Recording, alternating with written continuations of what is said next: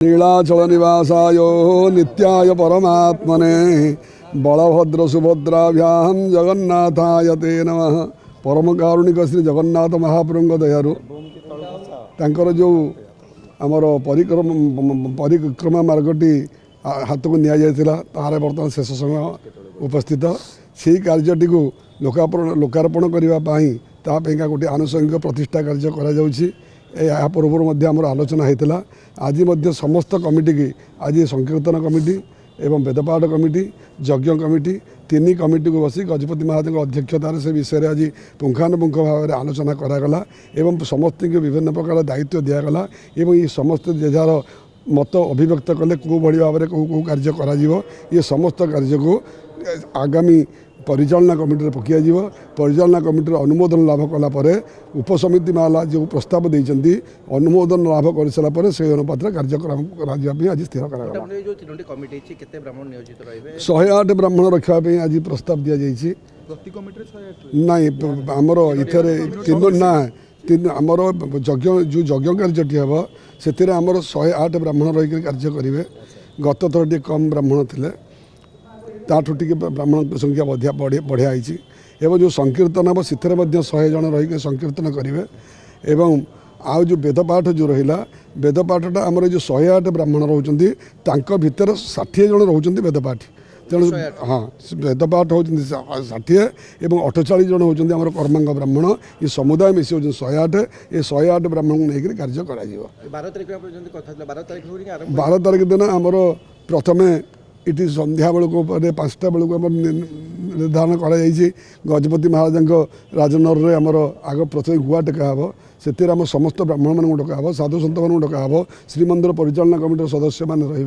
रे प्रशासन रही सन्धार दि दे सारापर एणु गले अंकुरारोपण कार्य आरंभ कर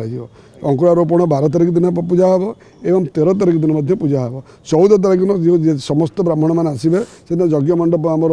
साजसज्जा कर मंडल घट बसापी पद्म चांदुआ ध्वज तोरण ये सब से प्रस्तुत एवं जमी आपको कही पूर्वर 15 तारीख दिन सकाल 7टार गजपति राशि नक्षत्र को लेकर जो आम राजज्योतिष जो निर्धारण कर मुहूर्त समान 7:30 अग्नि मान दीप लगे अखंड दीप लगे तापर जमी आम कार्य चलवा कथा चलो जगन्नाथ महाप्रभु ठार एवं जगन्नाथ कृपा करूँ समस्त बर्तमान आशीर्वाद रहू एवं ये कार्यटी पूरी भल आकार हो समस्त विश्व को गोटे भल मेसेज जाऊ जय जगन्नाथ जय जगन्नाथ जय जगन्नाथ। ये जो कार्यक्रम हम तार सबू दिग आज आलोचना कराई यज्ञ यज्ञ किए रे वेदपाठ के जन रे तापर नाम यज्ञ संकीर्तन हम से कथा गोटे कार्यर सबू दिग आज आलोचना कराई एवं ये प्रस्ताव जीव श्रीमंदिर मैनेजिंग कमिटी को जीव अनुमोदन लाभ कले कार्यान्वित हम यह कथा 108 गोटे पूर्णतावाचक संख्या तेणु 108 ब्राह्मण यज्ञ एवं वेदपाठ ये समस्त कार्य एभली परिचर्या सबू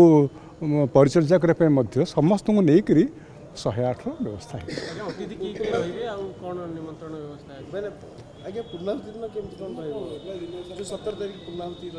हाँ पूर्णाहुति दिन प्रथम कथा हूँ से दिन ये आसवे किए जगत शंकराचार्य आसवे तांकर जो पारंपरिक पादुका पूजा विधि अच्छी गजपति पादुका पूजा करेंगे जहाँ जहाँ स्वागत पर जहाँ करा से तापर ये आसवे कि से जदि आसवे मुख्यमंत्री आसपारती आ किए आसपारती जो मैंने आसवे ये समस्त को लेकर ये कार्यटी गोटे अत्यंत भव्य कार्यक्रम हम ये विश्वास मोर रही।